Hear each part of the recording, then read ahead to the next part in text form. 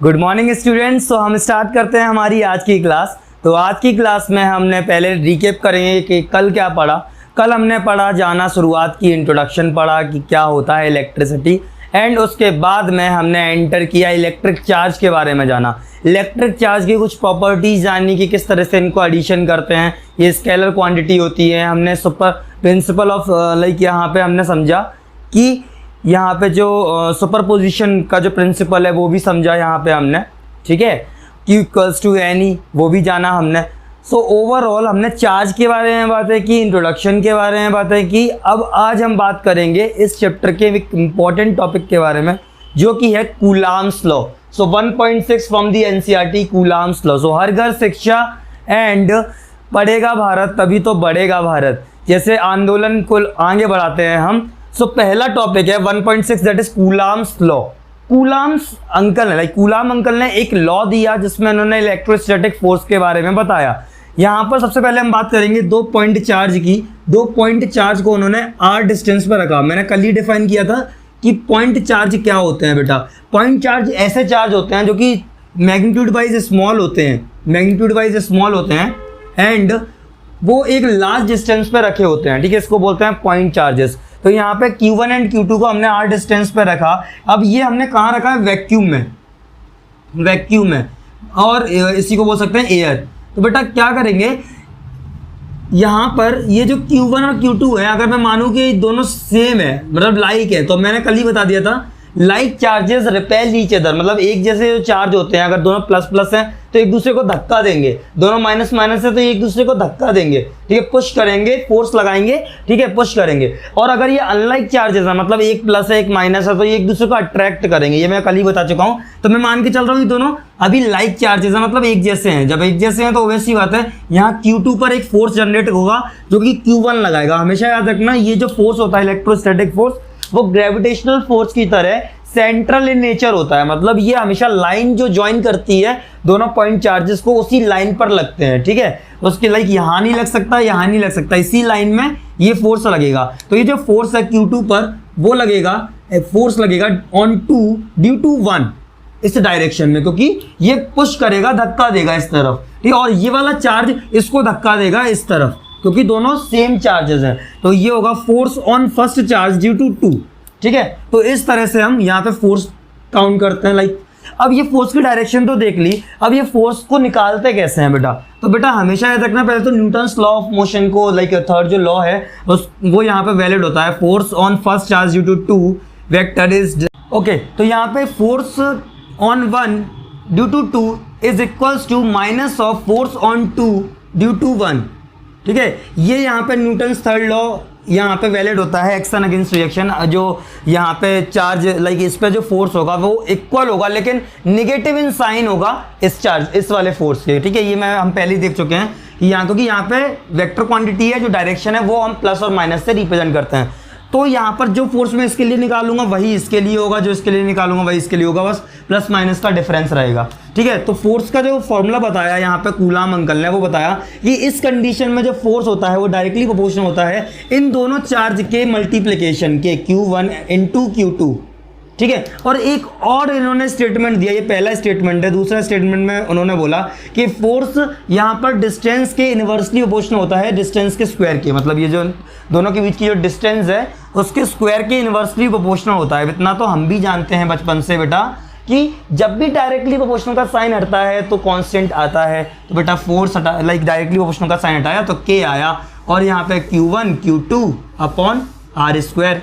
तो बेटा याद रखना ये जो K है, ये जो कांस्टेंट है, इसकी वैल्यू यहाँ पर जब फाइंड आउट की गई देन ये आए 1/4 पाई एप्सिलॉन नॉट।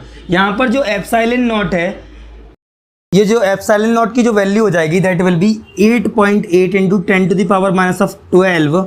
यहाँ पे हो जाएगा C square upon N M square, ठीक है। तो बेटा इस तरह से इसका नाम क्या है, एप्सिलॉन नॉट को हम बोलते क्या है बेटा। एप्सिलॉन नॉट जो यहाँ पे होता है वो होता है परमिटिविटी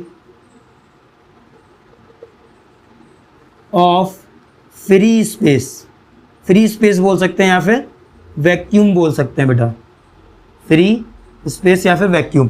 ठीक है। अब इसके अलावा बेटा कभी भी ये क्वेश्चन कर ले आपसे कि इसी को हमने ले जाके किसी मीडियम में रख दिया, या फिर हम बोले कि यहाँ पर हमने एक के रख दिया, डाइलेक्ट्रिक कांस्टेंट रख दिया, जिसकी यहाँ से लेके यहाँ तक के बीच में हमने एक डाइलेक्ट्रिक कांस्टेंट रख दिया, कोई मीडियम रख दिया जिसकी वैल्यू के है। ठीक है, जब हम ऐसा करेंगे बेटा तो फिर क्या हो जाएगा, यही फोर्स में क्या चेंज आ जाएगा। तो बेटा उस कंडीशन में जो फोर्स हो जाएगा, जो भी फोर्स हमारा ओरिजिनली इस फॉर्मूले से निकला है, इस इस फोर्स को डिवाइड कर देंगे के से। ये जो के है, ये के ये वाला के नहीं है, ये कांस्टेंट है, इसको मैं के डैश बोल देता हूँ। ये है के dash is the dielectric constant, dielectric constant. ठीक है, बस इससे डिवाइड कर देंगे तो हमारा नया फोर्स निकल आएगा, फोर्स इन मीडियम। ये जो एफ डैश है ये कौन सा फोर्स है, फोर्स इन मीडियम, या फिर बोल सकते हैं जब हम डाइलेक्ट्रिक कांस्टेंट प्लेस कर रहे हैं उस कंडीशन में निकला हुआ फोर्स। इसके अलावा कभी आपको ऐसी कंडीशन दे दे कि ये जो डाइलेक्ट्रिक कांस्टेंट है, ये डाइलेक्ट्रिक कांस्टेंट इतना बड़ा ना होते हुए लाइक छोटा सा हो, इतना, इसमें थोड़ा सा वैक्यूम भी हो इतने पार्ट में, और यहाँ पर डाइलेक्ट्रिक कांस्टेंट हो। मान लेते हैं इसकी जो थिकनेस है वो टी है, मैंने इसको, तो फिर आपने क्या करना है, सेम यही फॉर्मूला रहेगा, यहाँ पे आर की वैल्यू बदल जाएगी, तो जो फोर्स हो जाएगा नया फोर्स वो हो जाएगा 1/4 pi epsilon not into Q1 Q2 upon रात, मैंने ऐसे याद किया, रात तक अंडर ऑफ के, ठीक है, का whole square, r minus T plus T under of के का होल स्क्वायर। ठीक है बेटा, इस तरह से ये फॉर्मूला यहाँ पे हो जाएगा। ये आपको याद करना है कंपटीशन बेस से, यहाँ पे ये बहुत ज़्यादा इंपॉर्टेंट है बेटा। ठीक है, ये मैंने एक्स्ट्रा बता दिया यहाँ पे, बाकी हमारा ये एनसीईआरटी का पार्ट था। अब हम नेक्स्ट टॉपिक पे जाते हैं जो कि है Coulomb's law in vector form. ठीक है, क्योंकि हमने यहाँ पे इतना तो समझ ही लिया। एक क्वेश्चन और आता है यहाँ पे कि एप्सिलॉन आर भी कुछ होता है, एप्सिलॉन आर। ठीक है, ये एप्सिलॉन नॉट था, ये एप्सिलॉन आर है, और ई भी कुछ होता है एप्सिलॉन। तो बेटा दोनों में क्या डिफरेंस है, ये होता है रिलेटिव परमिटिविटी, रिलेटिव परमिटिविटी। ठीक है, और ये होता है permittivity, relative permittivity in medium, permittivity in medium.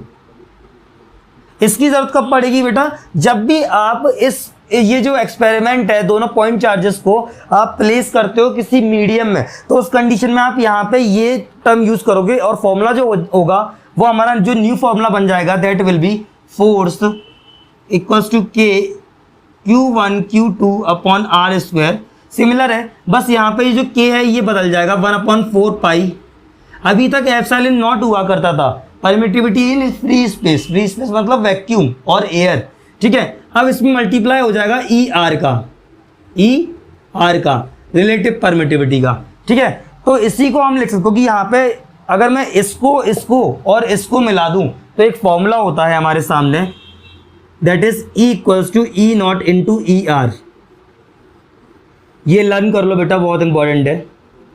ठीक है, तो यहाँ पर इसकी जगह पर हम रख सकते हैं ई, परमिटिविटी इन मीडियम। ओके, तो ये फॉर्मूला बन जाएगा। तो हमने क्या क्या सीखा, सबसे पहले तो ये जो मेन फॉर्मूला है वो सीखा हमने, उसके बाद में मीडियम में रखने पर ये वाला फॉर्मूला हो जाएगा, इस तरह से बन जाएगा। रिलेटिव परमिटिविटी की वैल्यू आपको दी रहेगी, और आपको परमिटिविटी इन फ्री स्पेस की वैल्यू ये ऑलरेडी याद होनी चाहिए, 8.8 इंटू 10⁻12।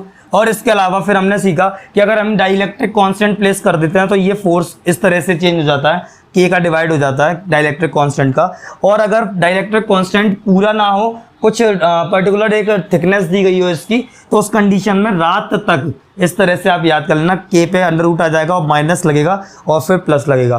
ठीक है, तो इस तरह से आप ये याद कर लेना और पूरे का स्क्वायर कर देते हैं। ठीक है, यहाँ पे सब कुछ कंप्लीट कर लिया हमने। एक बात याद रखना कि जो के की वैल्यू होती है, ये के सॉल्व करते समय तो ये रखोगे 9 इंटू 10⁻9। ठीक है, 1 सेकेंड, यस, 9 इंटू 10⁻9।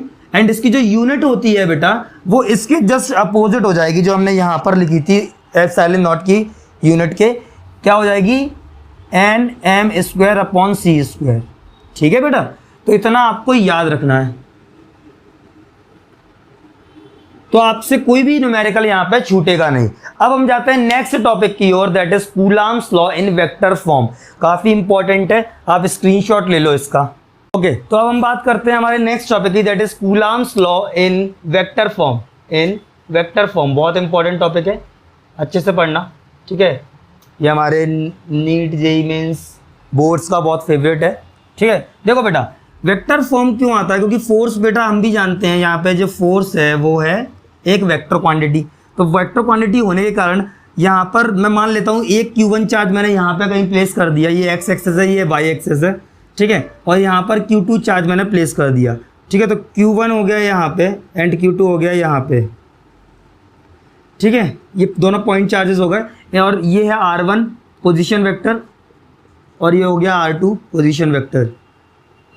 तो यहाँ पर क्योंकि लाइन ज्वाइनिंग देम, देखो बेटा याद रखना, जो ये इलेक्ट्रोस्टैटिक और ग्रेविटेशनल फोर्स होते हैं, ये दोनों के दोनों फोर्स कंजर्वेटिव इन नेचर होते हैं, क्योंकि ये यहाँ पर वर्क डन पे डिपेंड नहीं करते, वर्क डन इनका पाथ पे डिपेंड नहीं करता। ऐसे फोर्सेस को हम कंजर्वेटिव फोर्स बोलते हैं, ठीक है। ये रिकैप करा दिया मैंने 11th का पार्ट। और ये सेंट्रल इन नेचर होते हैं, क्योंकि ये लाइन ज्वाइनिंग देम पर ही लगते हैं। तो ये Q2 पर जो फोर्स लगेगा वो रिपेल करेगा, मैं मान के चल रहा हूँ दोनों सेम चार्जेस हैं, ठीक है। रिपेल करेगा तो वो लगेगा फोर्स ऑन 2 ड्यू टू 1, ठीक है, इस डायरेक्शन में। और Q1 पे जो फोर्स लगेगा फोर्स ऑन 1 ड्यू टू 2 इस डायरेक्शन में, लाइन ज्वाइनिंग देम पे, ठीक है। दोनों एक दूसरे को रिपेल कर रहे हैं। अब बेटा मैं बात करूं यहाँ पे पोजीशन वेक्टर की, तो पोजीशन वेक्टर इसके लिए हो जाएगा, यहाँ पे अगर दो तरह से बन सकता है, इस तरफ और इस तरफ। तो बेटा NCERT ऐसा कहती है कि जिस पर लग रहा है और जिसके द्वारा लग रहा है, जिस पर लग रहा है 1 पर लग रहा है, 1 पर जा रहा है, हम 1 की तरफ जा रहे हैं, आर वेक्टर पोजीशन वेक्टर हम 1 की साइड जा रहे हैं, और किसके थ्रू जा रहे हैं, सेकंड से 1 की तरफ जा रहे हैं। तो 1 2 इस तरह से आपको मेंशन करना है, इस तरह से। यहाँ पर किस तरफ जा रहे हैं हम, 2 की साइड जा रहे हैं, और कहाँ से जा रहे हैं, 1 से जा रहे हैं, तो बेटा 2 1। तो ये पोजीशन वेक्टर्स हो गए, ठीक है। ये NCERT में लिखा है, बाकी बुक्स इसको डिफरेंट तरीके से लिखती हैं, लेकिन आपको NCERT वाला फॉलो करना है, यही कॉन्सेप्ट है। मैंने लाइक डिफरेंट बुक्स से और सारे टीचर से कंसल्ट करने के बाद ही मैं आपको यहाँ पर डिफाइन कर रहा हूँ, ठीक है। NCERT रीड करने के बाद प्रॉपरली, तो बेटा आपको यही फॉलो करना है। तो इसके अकॉर्डिंग हम जानते हैं फोर्स जो होगा हमारा, फोर्स वेक्टर, वो कितना हो जाएगा, 1/4 pi epsilon not into Q1 Q2, ठीक है। अब फोर्स 1 पहले वाले चार्ज पर निकालेंगे, तो force on 1 due to 2 second वाला charge, that will be R, magnitude लिख रहा हूँ ये मैग्नीट्यूड, तो magnitude of R1 due to 2, ठीक है बेटा, ये हो जाएगा।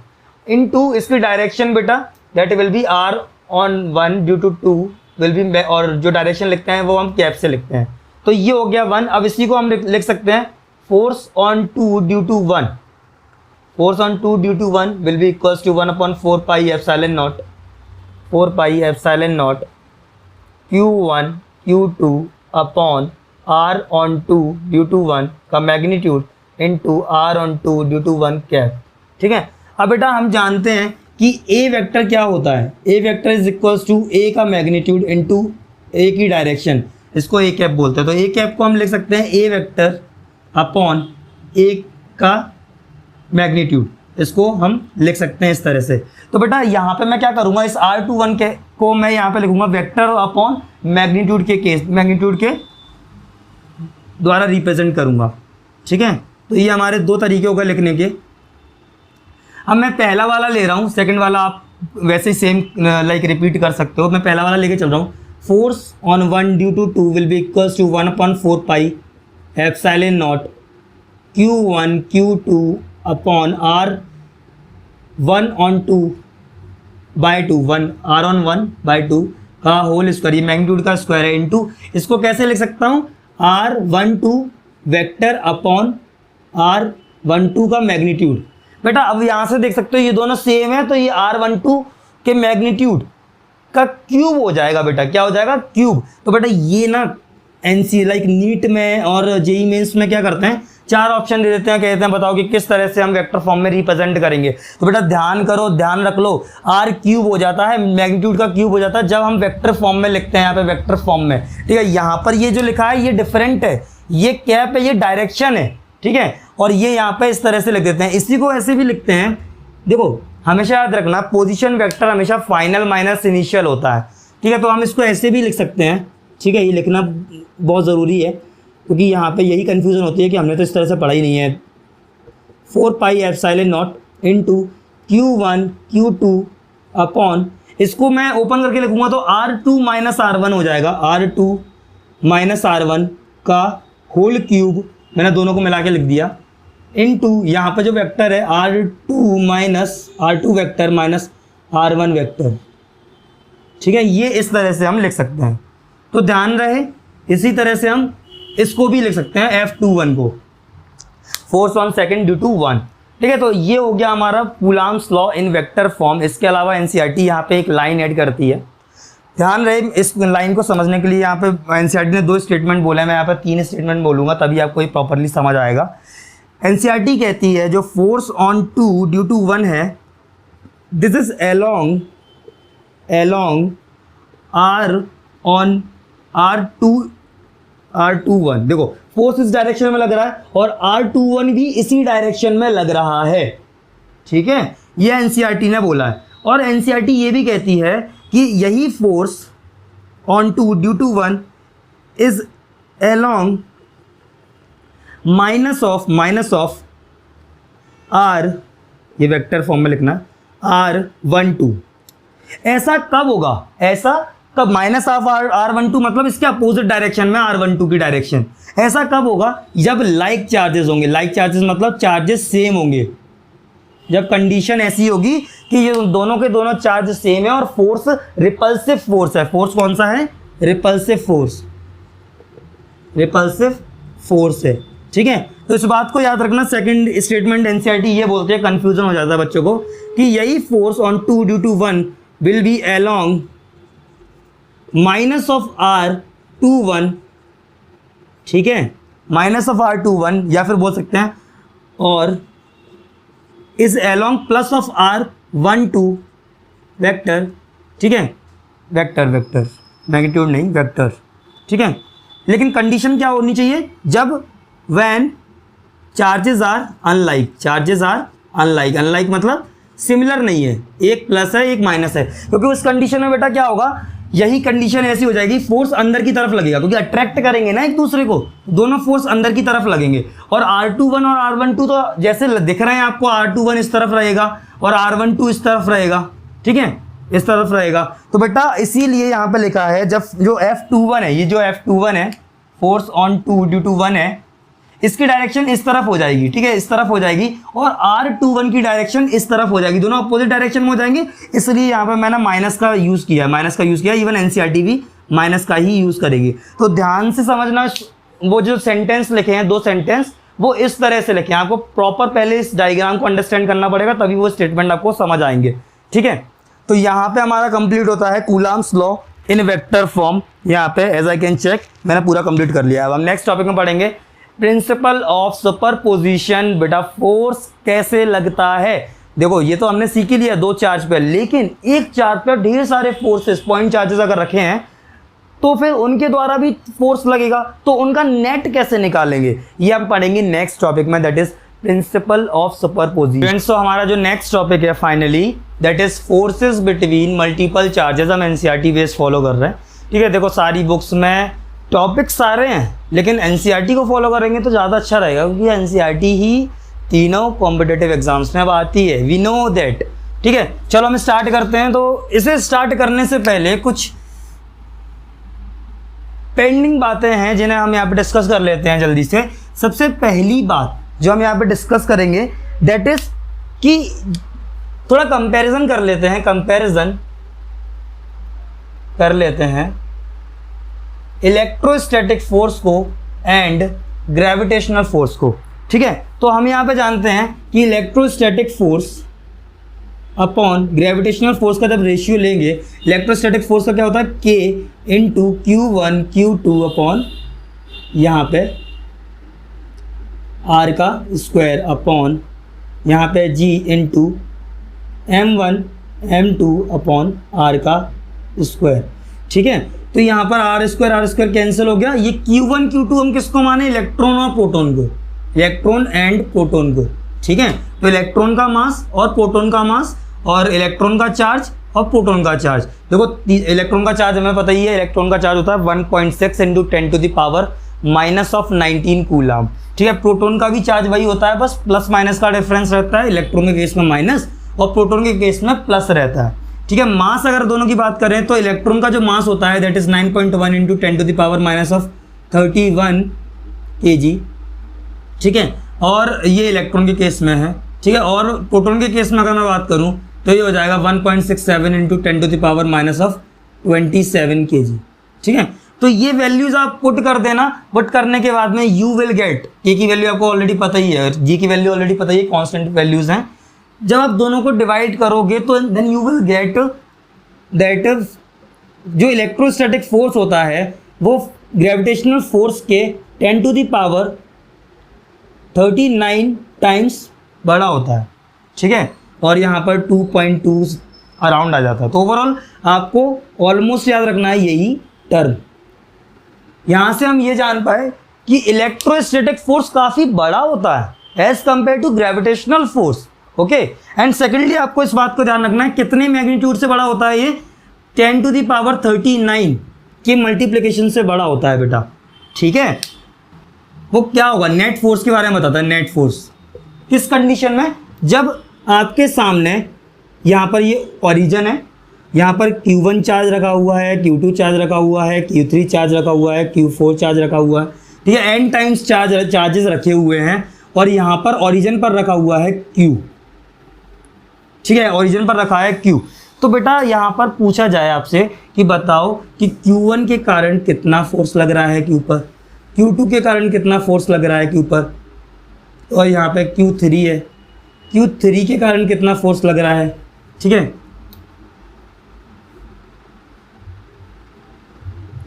Q4 के कारण कितना फोर्स लग रहा है, Qn के कारण कितना फोर्स लग रहा है।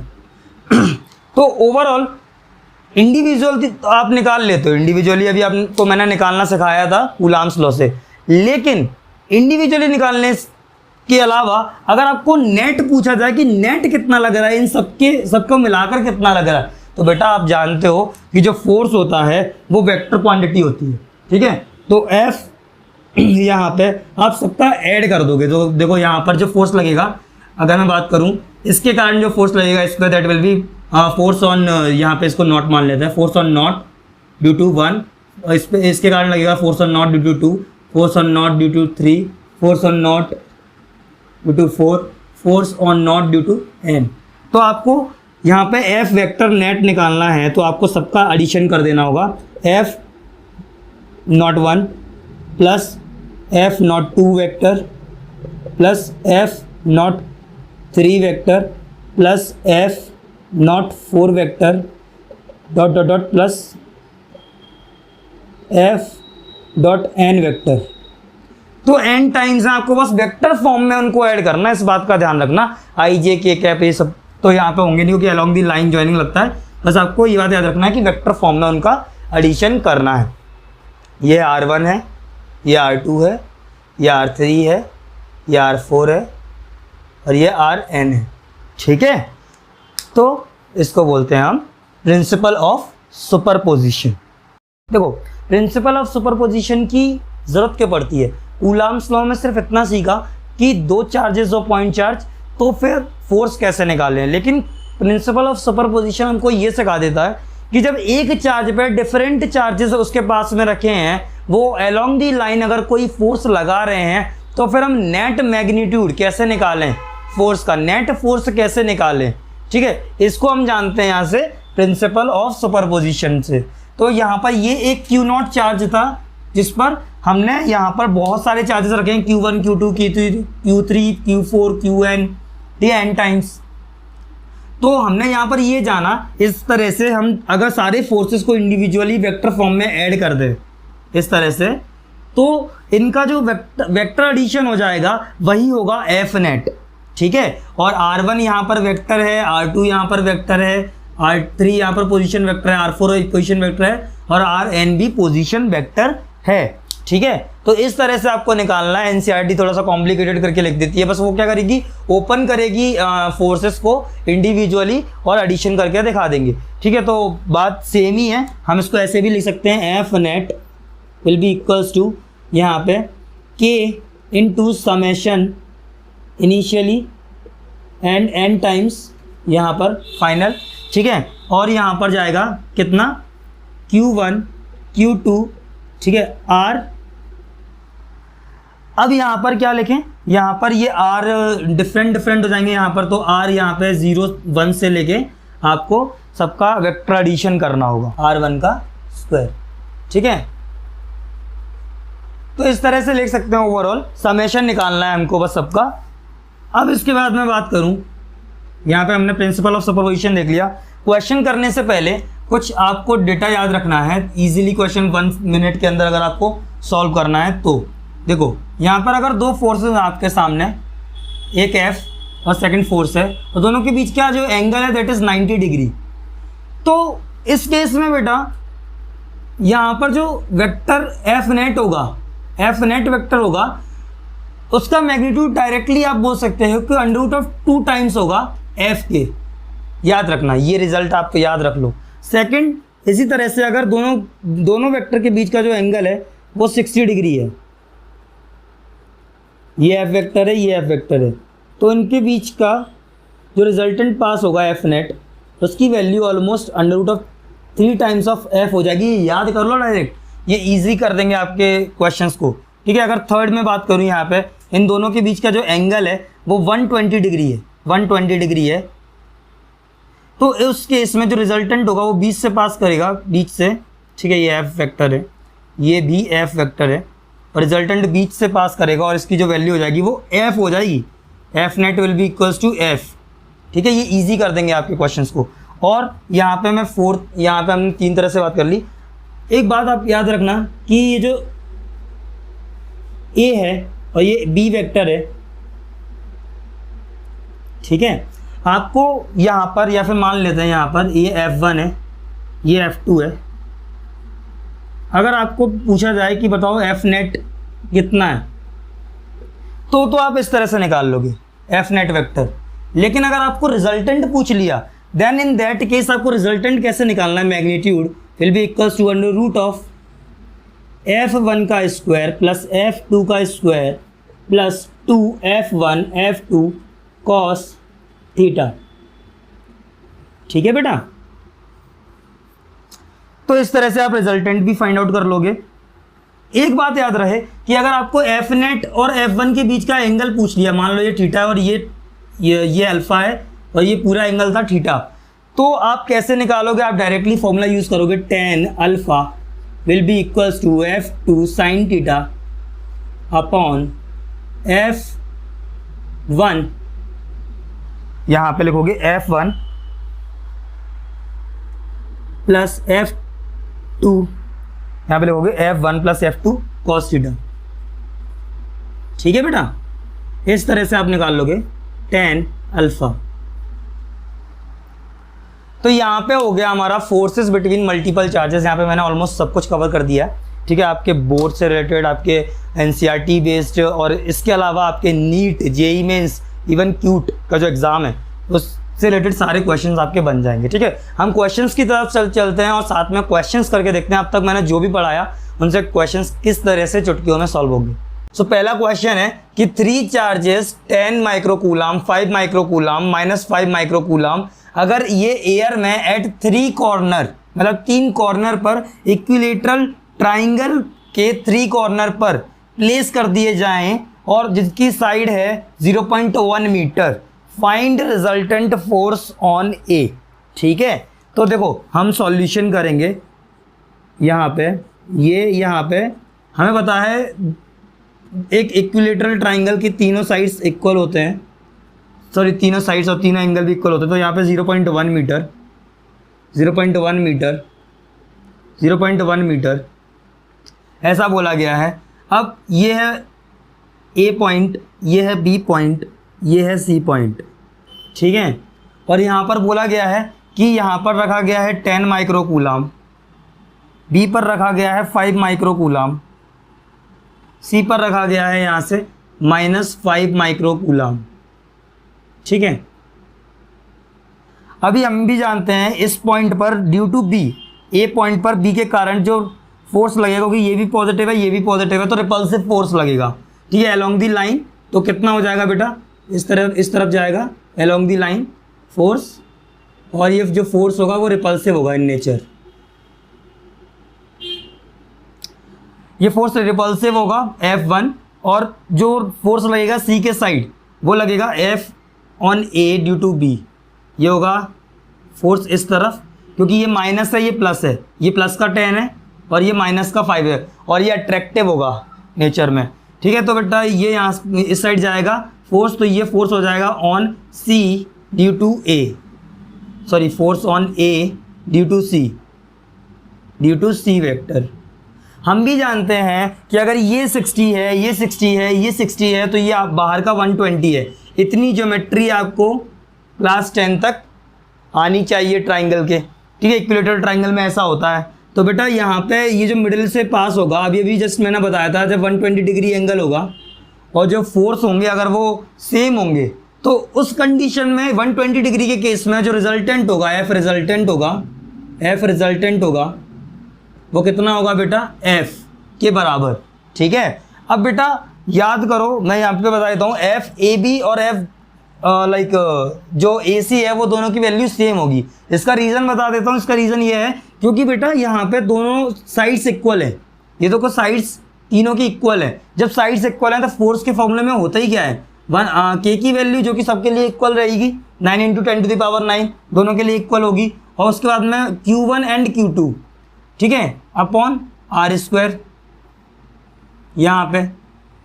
ठीक है, तो यहाँ पर बेटा जस्ट बिकॉज हमको 1 बाय 1 निकालना ही पड़ेगा, क्योंकि यहाँ पे F की जो वैल्यू है वो सेम तो नहीं हो पाएगी, तो रिजल्टेंट F नहीं होगा, क्योंकि दोनों के चार्जेस डिफरेंट है।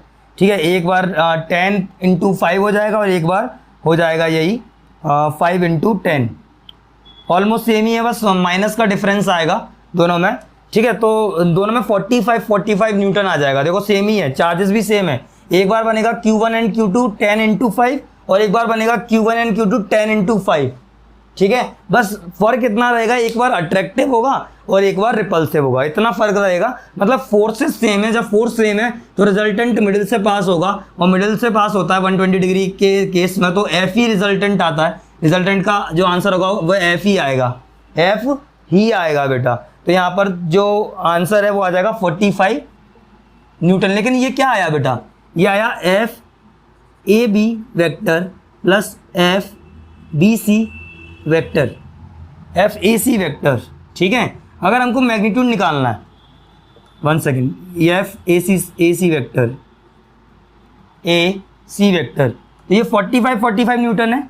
लेकिन हमको पता है कि इनका जो मैग्नीट्यूड निकालते हैं वो कैसे निकालते हैं, ये होगा एफ रिजल्टेंट।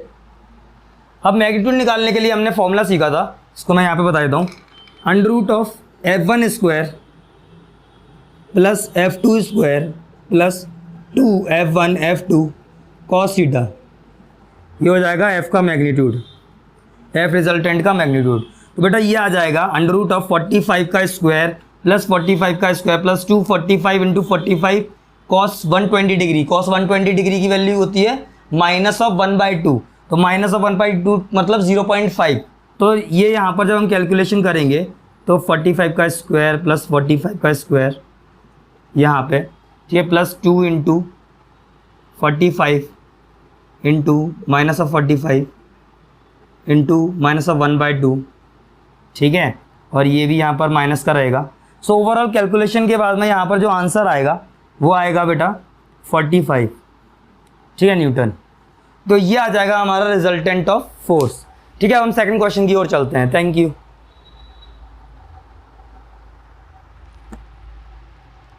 स्टार्ट करते हैं हमारा नेक्स्ट क्वेश्चन। ये क्वेश्चन बहुत इंपॉर्टेंट है, प्लीज़ आप इस क्वेश्चन को लाइक इन हैंड इसको सॉल्व करके जरूर देखना, तो ये आपके लाइक फिंगर्स पे आ जाएगा ये क्वेश्चन, क्योंकि इस तरह क्वेश्चन कंपटीशन में आने के पूरे चांसेस हैं। ठीक है, बस मैग्नीट्यूड चेंज कर देगा वो। तो यहाँ पे बोला गया है 2 फिक्स चार्जेस हैं, +4Q और +Q। इसकी जगह पे ये दोनों सेम चार्जेस हैं ओवरऑल। अगर ये 3 मीटर अपार्ट रखे गए हैं, मतलब एक दूसरे से 3 मीटर की दूरी पर रखे गए हैं, ये जो इन दोनों की चार्ज के बीच की दूरी है, पॉइंट चार्ज के बीच की, उसकी जो दूरी है वो है 3 मीटर, ठीक है। एक है +4q और एक है यहाँ पे +q, ठीक है। अब यहाँ पर बोला गया है कि हम कहाँ पर प्लेस करें +q चार्ज, ताकि ये जो कंडीशन है वो इक्विलिब्रियम बन जाए। तो ये इक्विलिब्रियम का मतलब क्या है? इक्विलिब्रियम का मतलब है जो एफ नेट है वो 0 हो जाए। इक्विलिब्रियम का मतलब है कि यहाँ पर जो एफ नेट है, इक्विलिब्रियम का जो मतलब है वो है कि F net should be 0 equals to 0, ठीक है। तो अभी बेटा हम क्या करेंगे, ये है चार्ज, दोनों के दोनों पॉइंट चार्जेस हैं, हमको रखना है +q चार्ज। अब वो कहाँ रखें? तो इतना तो पता है कि एफ नेट को 0 करना है, मतलब जो फाइनल रिजल्टेंट एफ होगा उसको 0 करना है। मतलब इससे इस पर लगने वाले एफ और इस पर इसके द्वारा लगने वाला एफ, दोनों के कारण जो लगने वाला एफ है, जो हम नया चार्ज रखेंगे उस पर जो लगेगा एफ, दोनों के द्वारा लगेगा, इसके द्वारा भी लगेगा, इसके द्वारा भी लगेगा, वो उसका रिजल्टेंट 0 होना चाहिए। मतलब वो एक दूसरे को काट दें, उनकी डायरेक्शन अपोजिट होनी चाहिए, है कि नहीं? तो डायरेक्शन अपोजिट होगी तो बेटा पहली बात तो ये क्लियर है कि सेंट्रल फोर्स होता है, ये मैं पहले ही बता चुका हूँ, ग्रेविटेशनल फोर्स और इलेक्ट्रोस्टैटिक फोर्स दोनों सेंट्रल फोर्सेस होते हैं, दोनों सेंट्रल फोर्स होते हैं। तो ये हमेशा लाइन जॉइनिंग पे ही लगेगा, या तो बाहर या फिर अंदर। अब बेटा दोनों के, क्योंकि ये ऑलरेडी +q चार्ज है, अगर इसको हम यहाँ रखते हैं तो इस प्लस के कारण लगेगा इस तरफ रिपल्सन फोर्स, और इसके कारण ये भी प्लस है तो इस प्लस के कारण यहाँ से भी रिपल्शन लगेगा। तो बेटा काटेंगे ही नहीं ये एक दूसरे को। चलो हम यहाँ पर रख के देखते हैं। तो बेटा यहाँ पर जब रखेंगे +q चार्ज को, तो बेटा इसके कारण लगेगा रिपल्शन फोर्स और उसके कारण भी लगेगा रिपल्शन फोर्स, तो ये भी नहीं काटेंगे। इसका मतलब हम बाहर नहीं रख सकते। और ये मैं आपको ट्रिक याद करा रहा हूँ कि बेटा जब भी सेम चार्जेस हों तब बाहर मत रखना, तब अंदर ही रखना +q चार्ज को, ठीक है। तो अब जब हम यहाँ पे रखेंगे, मान लो यहाँ पे रख दिया +q चार्ज, ठीक है, तो ये +q लगाएगा इस पर रिपल्शन इस तरफ, और ये +q लगाएगा इस पर रिपल्शन इस तरफ। तो यहाँ पर दोनों जो फोर्स हैं वो कट जाएंगे, ठीक है। अब एक बात याद रखो, हम जानते हैं कि जो फोर्स होता है वो इन्वर्सली प्रोपोर्शनल होता है r² के, ठीक है, और डायरेक्टली प्रोपोर्शनल होता है q के, चार्ज के मैग्नीट्यूड के, q1 q2 के। एक बात तो क्लियर है कि जिसका q बड़ा है उसका फोर्स बड़ा है, जिसका q बड़ा है उसका फोर्स बड़ा आने वाला है। मतलब अगर इसका +4q का q बड़ा है तो इसका फोर्स भी बड़ा ही आने वाला है, ठीक है। और फोर्स इसका बड़ा आए इसके लिए हमको 1/r² की वैल्यू भी बड़ी आनी चाहिए। 1/r² भी तो मल्टीप्लाई में है q के, है क्या नहीं? तो ये भी बड़ा आना चाहिए क्योंकि दोनों डायरेक्टली प्रोपोर्शनल है f के। तो मेरी बात सुनना, 1/r² की वैल्यू बड़ी आनी चाहिए। लेकिन अगर मैं r की ओनली बात करूं, डिस्टेंस की ओनली बात करूं, तो इन्वर्सली प्रोपोर्शनल है, तो वो क्या होनी चाहिए? वो यहाँ पे छोटी होनी चाहिए। इसका मतलब ये है कि 1/r² की वैल्यू तो आनी चाहिए बड़ी, ताकि फोर्स बड़ा आए। लेकिन ओनली r की बात करूं, दोनों में डिफरेंस है। 1/r तो मल्टीप्लाई का सिनेरियो है, तो डायरेक्टली प्रोपोर्शनल का सिनेरियो है। लेकिन ओनली r इन्वर्सली प्रोपोर्शनल का सिनेरियो, तो r होनी चाहिए छोटी। इसका मतलब है जो यहाँ से 4q से जो डिस्टेंस होनी चाहिए वो होनी चाहिए, यहाँ से लेके यहाँ तक 4q के से जो डिस्टेंस होनी चाहिए वो होनी चाहिए ज़्यादा, और यहाँ पे मान लो x डिस्टेंस है, और यहाँ से लेके यहाँ तक की जो डिस्टेंस है, जो छोटा वाला चार्ज है उस तक की जो डिस्टेंस है वो होनी चाहिए कम। तो अभी तो वो तो फाइनल जब हम आंसर निकाल लेंगे तब पता पड़ेगा। तो यहाँ पे अगर ये ओवरऑल 3 है और इसको हमने x मान लिया, इतनी डिस्टेंस को अगर हमने x मान लिया, तो बच्ची कुछ डिस्टेंस क्या हो जाएगी? 3 - x, है क्या नहीं? ये डिस्टेंस अगर x है।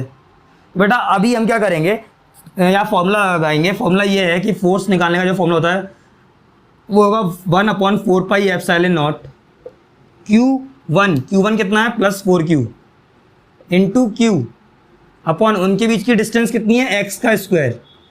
अब ये फोर्स इक्वल हो जाएगा बेटा, जाहिर सी बात है, अगर दोनों फोर्स इक्वल हो जाएंगे तभी तो इक्विलिब्रियम वाली कंडीशन बनेगी।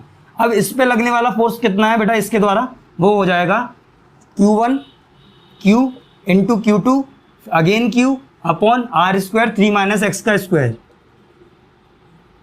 ठीक है। तो बेटा यहाँ से अब होगा क्या, ये स्क्वायर हटेगा दोनों साइड का तो अंडर रूट आ जाएगा ऊपर, इसमें भी और इसमें भी अंडर रूट आ गया, ठीक है। हाँ तो अभी ये तो हो जाएगा 2/x, ये स्क्वायर हटेगा दोनों, ठीक है। तो बोथ साइड मैंने स्क्वायर कर दिया, ठीक है। और यहाँ पर आ गया क्या बेटा बोथ साइड, तो ये 2/x आ गया और यहाँ पे आ गया 1/3 - x। तो यहाँ से अब हम क्रिस क्रॉस करके यहाँ से x की वैल्यू निकालेंगे तो आ जाएगी 2 ऑलमोस्ट, ठीक है। और 3 - x हो जाएगा तो यहाँ पे ये वैल्यू आ जाएगी 1, ठीक है। तो और इस तरफ आ जाएगा 2। इससे ये बात तो पता पड़ गया कि छोटे वाले चार्ज के नजदीक होता है ये चार्ज जिसको हम प्लेस करते हैं और बड़े वाले चार्ज के दूर होता है। हम नेक्स्ट क्वेश्चन करेंगे जिसमें चार्ज के जो साइन है वो डिफरेंट लेंगे। हमने यहाँ पे इतना तो सीख लिया कि जब दो फिक्स चार्ज दोनों सेम हो तो उस कंडीशन में हमको जो Q है वो रखना है मिडिल में। लेकिन जब आपके सामने ऐसी कंडीशन आ जाती है कि बेटा यहाँ पे आपको एक चार्ज दिया हो पॉजिटिव और एक चार्ज दिया हो नेगेटिव, तो उस कंडीशन में क्या करोगे बेटा, तो उस कंडीशन में बेटा आपको सिर्फ इतना करना है। अब मैं इसी क्वेश्चन को यहीं पे इरेज करते करते बढ़ाऊंगा आगे, आप अगर स्क्रीनशॉट लेना चाहते हो तो ले सकते हो, ठीक है। तो अब यहाँ पे मैं मान के चलता हूँ वो +1 चार्ज है, +1 Q चार्ज है, +1C, ठीक है। और एक है यहाँ पे कितना -4C, ठीक है। तो यहाँ पे मैं लेके चल रहा हूँ -4 कूलाम चार्ज है, ठीक है। तो ये Q1 और Q2 हो गया, Q1 और Q2। अभी यहाँ पे बोला गया है ये दोनों के बीच में जो डिस्टेंस है वो है 1 मीटर। तो ये जो डिस्टेंस है वो है 1 मीटर, ठीक है। तो हम +Q चार्ज को कहाँ पे प्लेस करें कि जो कंडीशन है वो इक्विलिब्रियम हो जाए, मतलब जो F नेट है वो यहाँ पर 0 हो जाए, ठीक है। तो अब हम जानते हैं सबसे पहले तो इतनी सी बात कि अगर ये 1 मीटर है और ये देखो अगर हम +Q चार्ज यहाँ रखते हैं, ठीक है, तो +Q चार्ज पर ये +1 रिपल्शन फोर्स लगाएगा। देखो हमेशा याद रखो कि जो सेम चार्जेस होते हैं वो एक दूसरे को रिपेल करते हैं। तो इसने रिपल्शन लगाया, इस तरफ धक्का दिया तो यहाँ पर इस तरफ गया और इस वाले ने अट्रैक्ट किया क्योंकि ये माइनस है, माइनस हमेशा प्लस को अट्रैक्ट करता है तो इस पर लगेगा इस तरफ, ठीक है। तो यहाँ पे ये दोनों फोर्स अपोजिट हो जाएंगे, एक F ये Q1 है और ये Q2 है। तो ये F/1 ड्यू टू 2 और ये है F/Q due to first due to 1 and F/Q due to second. तो बेटा यहाँ पर दोनों एक दूसरे को कैंसिल कर देंगे और एक हो सकती है कंडीशन के बीच में लगे, बीच में जब लगेगा तो ये वाली कंडीशन तो बनने से रही, ये वाली तो कंडीशन बनने से रही, क्योंकि बीच में क्या होगा बेटा, अगर मैं +Q को बीच में रखता हूँ तो ये +Q है, ये यहाँ पर रिपल्शन करके इस तरफ भेजेगा और ये -4Q इसी तरफ भेजेगा, तो ये फिर कैंसिल नहीं होंगे बेटा। कैंसिल होने के लिए ये कंडीशन बहुत इंपॉर्टेंट है कि दोनों को अपोजिट डायरेक्शन में होना चाहिए, तभी वो कैंसिल करेंगे एक दूसरे को, ठीक है बेटा। तो यहाँ पर अब आपको समझना है कि एक कंडीशन बन सकती है कि उस तरफ हो, तो यहाँ पर भी सेम बात होगी कि -4Q ये अट्रैक्ट करेगा और यहाँ पर जो +1C है ये रिपल्शन करेगा क्योंकि ये प्लस का चार्ज है बेटा, ठीक है। तो प्लस रिपल्शन करेगा। अगर यहाँ पे मैं Q को रखता हूँ +Q को, तो बेटा इस कंडीशन में भी कैंसिल हो सकता है। लेकिन मैं आपको पहले ही बता रहा हूँ कि बेटा हमेशा जो छोटा वाला चार्ज होता है उसी के नज़दीक रखते हैं। ये तो मैंने आपको डायरेक्टली बता दिया आपको आगे के लिए, लेकिन ऐसा क्यों होता है इसका रीज़न बता देता हूँ। बेटा ये -4Q ये जो चार्ज है ये ज़्यादा है, तो ये छोटे वाले इस +Q को, छोटे से +Q को ज़्यादा अट्रैक्ट कर लेगा, ठीक है, एस दी। और ये जो +Q है ये यहाँ तक रिपल्शन नहीं लगा पाएगा ज़्यादा, तो ये कैंसिल नहीं कर पाएंगे एक दूसरे को। ये जो फोर्स है इसका तो फोर्स बड़ा हो जाएगा, ये -4Q 4C कूलाम जो चार्ज है ये ज़्यादा खींचेगा, इस पर फोर्स ज़्यादा लगेगा, तो अट्रैक्टिव फोर्स ज़्यादा हो जाएगा as compare to repulsive force, जिसके कारण बेटा यहाँ पे ये कैंसिल नहीं कर पाएंगे। इसलिए यही रीज़न होता है कि हम छोटे वाले चार्ज के पास में हमेशा रखते हैं। तो अगर छोटे वाले चार्ज के पास में मैंने रखा है तो मान के चलते हैं कि यहाँ से लेके यहाँ तक की जो दूरी है वो x है। तो बेटा अगर ये पूरी 1 है तो यहाँ से लेके यहाँ तक की जो दूरी हो जाएगी that will B x+1, x+1, ठीक है।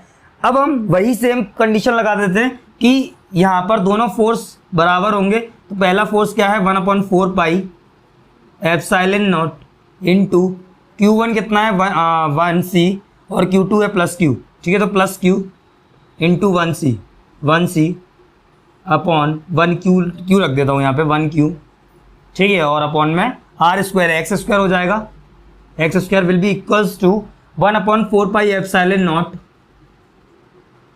एक है Q और एक है 4Q माइनस का 4Q, ठीक है। तो एक है Q, एक है माइनस का 4Q, ठीक है। अपॉन ये माइनस का चार्ज है, अपॉन में देखो 1 + x², ठीक है। x + 1² कुछ भी बोल सकते हैं, ठीक है। तो बेटा दोनों साइड मैं स्क्वायर करूंगा, जब देखो दोनों साइड स्क्वायर का मतलब ये होता है बेटा कि अगर मैं दोनों साइड स्क्वायर करूं मतलब अगर, या फिर बोल सकता हूँ ये दोनों स्क्वायर हटा दूं, तो जहां पर स्क्वायर नहीं था वहां पर स्क्वायर लग जाएगा और जहां पर स्क्वायर था वहां पर स्क्वायर हट जाएगा। तो इन दोनों के स्क्वायर तो हट गए, ठीक है। इन दोनों के स्क्वायर हट गए और यहाँ पर स्क्वायर लग गया, यहाँ पर, ठीक है, यहाँ पर और यहाँ पर, ठीक है। ये स्क्वायर लग गया, सॉरी यहाँ पर होगा क्या बेटा, यहाँ से दोनों से स्क्वायर हटेंगे तो जहाँ पर स्क्वायर नहीं था वहाँ पे अंडर रूट लग जाएगा बेटा, ठीक है। दोनों साइड का स्क्वायर कर रहे हैं ना, ये बेसिक मुझे बताना पड़ रहा है क्योंकि काफ़ी बच्चे इसी में कंफ्यूज हो जाएंगे। तो बेटा अंडर रूट लग जाएगा, तो ये अंडर रूट में चला जाएगा, ये भी अंडर रूट में चला जाएगा, ये अंडर रूट में चला जाएगा, ये भी अंडर रूट में चला जाएगा। तो बेटा देखो ये ध्यान से, ये तो कट जाएगा, ये दोनों तो कट जाएंगे, ठीक है। और बेटा एक जो यहाँ से जो Q है ये भी Q कट जाएगा और 4 का जो अंडर रूट आ जाएगा वो आ जाएगा 2, तो 2/x + 1 हो जाएगा, ठीक है। इक्वल्स टू यहाँ पर बचेगा 1/x, ठीक है। जब हम क्रिस क्रॉस करेंगे, ठीक है, जब x को इसके साथ में मल्टीप्लाई कर देंगे, x + 1 को पूरे को हम 1 के साथ में मल्टीप्लाई कर देंगे, तो उस कंडीशन में जो x की वैल्यू है वो आ जाएगी 1 मीटर, ठीक है बेटा। तो अगर ये दूरी 1 मीटर है, ये दूरी 1 मीटर है, ठीक है, फ्रॉम Q1, तो यहाँ पर ये ऑलरेडी 1 था तो 1 + 1 ये 2 हो जाएगा, तो ये हो जाएगा पूरा दूरी 2 मीटर, यहाँ से लेके यहाँ तक की दूरी 2 मीटर हो जाएगी।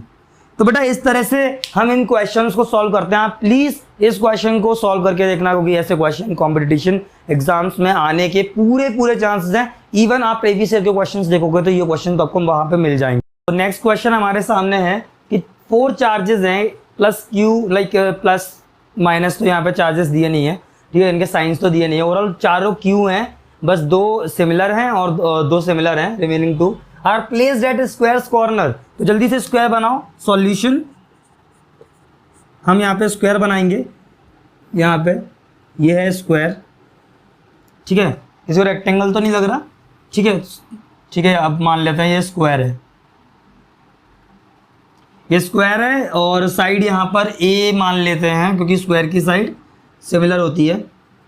और अब बोला है कि यहाँ पर एक A है, एक B है, एक C है और एक D है, ठीक है। और बोला है कि रिलेशन बताओ Q और Q में। तो यहाँ पर Q रखा है, यहाँ पर स्मॉल q रखा है, फिर यहाँ पर Q रखा है, यहाँ पर स्मॉल q रखा है, ठीक है। और यहाँ पे बताया है अगर जो F नेट है वो एक स्मॉल q पर 0 हो जाए, तो मतलब किसी एक Q पर F नेट 0 हो जाए, इन दैट केस बताओ Q और Q में क्या रिलेशन होगा, कैपिटल Q और स्मॉल q में क्या रिलेशन होगा। तो F नेट को 0 करना है। चलो इस मान लेते हैं ये पॉजिटिव चार्जेस हैं चारों, तो ये जो Q है ये यहाँ पर इस Q पे जो नेट फोर्स लगाएगा वो इस डायरेक्शन में होगा। तो ये हो गया force of direction D corner, ठीक है। फोर्स की फोर्स का इस तरफ आएगा रिजल्ट लाइक मैग्नीट्यूड और रिजल्टेंट, ठीक है। अब ये जो फोर्स है C जो है वो भी यहाँ पे प्लस चार्ज लगाएगा C वाला, तो इसका आएगा ऊपर की साइड F C वेक्टर। और ये वाला जो A वाला है ये वाला चार्ज भी यहाँ पर फोर्स लगाएगा इस डायरेक्शन में, F due to Q just because sorry F due to A just because यहाँ पे दोनों चार्ज सिमिलर हैं, ये दोनों के चार्ज सिमिलर हैं। और साथ ही साथ यू कैन नोट कि यहाँ पर साइड भी सिमिलर ही है AA, तो यहाँ पर इसका मतलब ये है कि FC will be equals to FA। और ऐसी कंडीशन में जब भी 90 डिग्री का एंगल होता है, मैं आपको पहले ही बता चुका हूँ कि 90 डिग्री का एंगल होता है दोनों के बीच में और मैग्नीट्यूड सेम होते हैं, तो उस कंडीशन में √2 टाइम्स ऑफ F हो जाती है रिजल्टेंट की वैल्यू। एफ रिजल्टेंट, ठीक है। तो एक तो इस तरफ ही आएगा रिजल्टेंट, यहां पर इस साइड दोनों लगेंगे, एफ रिजल्टेंट भी लगेगा, ठीक है, इस साइड ही एफ रिजल्टेंट, ठीक है बेटा। तो एफ रिजल्टेंट भी मैंने दिखाया कि इसी साइड लगेगा, क्लियर लिख देता हूं, इसी तरफ लगेगा एफ रिजल्टेंट और इसी तरफ लगेगा क्या, एफ ड्यू टू डी। तो यहां पर हमने पहले तो रिजल्टेंट निकाल दिया, अब निकालते हैं डी की वैल्यू क्या होगी। तो बेटा यहां से लेके यहां तक के बीच की जो डिस्टेंस होती है वो होती है under root of 2 times of A, ठीक है, ये याद कर लो। एक स्क्वायर में जो डायगोनल होता है उसकी जो डिस्टेंस होती है वो under root of 2 times of A होती है, ठीक है। अब हम यहाँ पे ये तो जानती हैं कि force is equal to 1/4 pi epsilon not Q1 Q2। तो यहाँ पे एक स्मॉल q है, एक और स्मॉल q है, तो q स्क्वायर हो गया, और यहाँ पर under root of 2 times of a का square, under root of 2 into under root of 2 will be 2, okay, under root cut जाता है, या फिर बोल सकते हैं अंडर रूट का मल्टीप्लाई होकर एक सिंगल आ जाता है, और a का स्क्वायर रिमेन रह जाएगा q square upon 2a square 1/4 pi epsilon not will be equals to F due to D. तो ये हमारे एफ ड्यू टू डी की वैल्यू आ गई। अब हमको करना क्या था, यहाँ पे हमको करना था एफ नेट को 0, मतलब F resultant plus F D will should be equals to 0।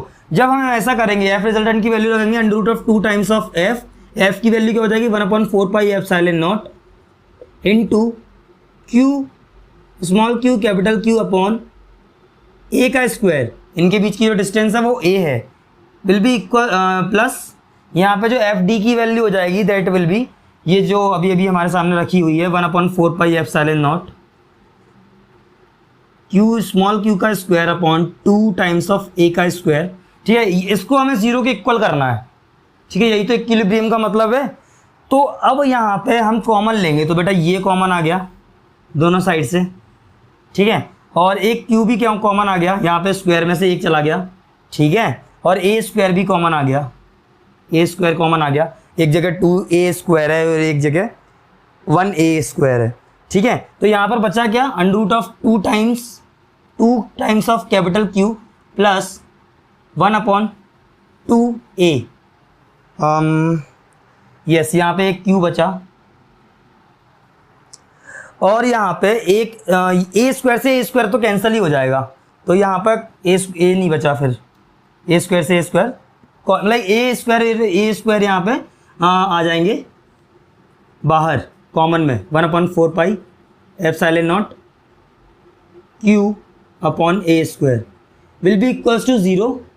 तो बेटा ये जब उस तरफ जाएगा डिवाइड में, तो 0 से किसी का भी डिवाइड होता है तो वो 0 ही हो जाता है, तो ये पूरा का पूरा टर्म यहाँ पे 0 हो जाएगा, ठीक है। बचेगा क्या, अंडर रूट ऑफ 2 टाइम, में यहाँ पे लिख देता हूँ, ये बेटा रिजल्ट आपको याद करना है, बहुत इंपॉर्टेंट है इसलिए करवा रहा हूँ। तो under root of 2 times of capital Q will be equal to, इसको मैं उस तरफ भेजूंगा तो माइनस में चला जाएगा, minus of small q upon 2, ठीक है।